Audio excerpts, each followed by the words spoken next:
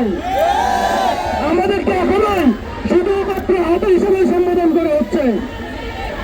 জুলাই সনদে স্বাক্ষরের এই ক্রান্তিকালীন মুহূর্তে আমরা সরকারের কাছে এবং রাজনৈতিক দলগুলোর কাছে আহ্বান জানাতে চাই, জুলাই সনদ স্বাক্ষর করার পূর্বেই আমাদের ন্যায্য সাংবিধানিক স্বীকৃতি, আমাদের মৌলিক জীবন চলার দায়িত্ব রাষ্ট্র গ্রহণ করুক, আমাদেরকে আইনি সুরক্ষা দেওয়া হোক এবং জুলাইয়ের স্মৃতি সংরক্ষণের রোডম্যাপ দেওয়া হোক। এগুলো সন্নিবেশিত করে জুলাই ঘোষণাপত্রকে সংশোধন করে জুলাই সনদ রাষ্ট্রের স্থায়ী সংবিধানে বাস্তবায়ন করে এই তারিখে সামনে রেখেই আজকে আমরা বিক্ষোভ মিছিল নিয়ে যাব সচিবালয় পর্যন্ত।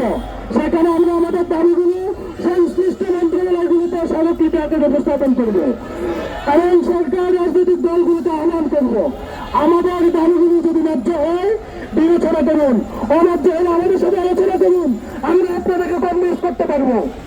যদি না পারি, যদি আমরা অন্যায্য দাবি করি সেটা জাতিসংঘ উন্মোচন করেন, আর যদি আমরা ন্যায্য দাবি করি আমাদের দাবিগুলোকে সংবিধানে অন্তর্ভুক্ত করে আমাদেরকে নিরাপত্তা এবং বাকি জীবন স্বাভাবিকভাবে পরিচালনার সুযোগ করে দেবেন।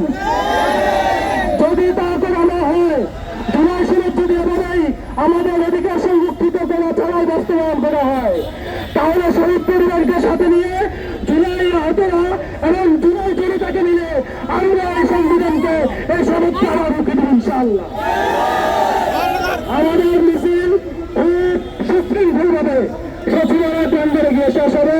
ততক্ষণ পর্যন্ত সাংবাদিক ভাইদেরকে অনুরোধ করবো আমাদেরকে সহযোগিতা করবেন, যারা বিভিন্ন অঞ্চল থেকে সারা দেশ থেকে জুলাই যুদ্ধে এসেছেন, শহীদ পরিবারের মা বাবা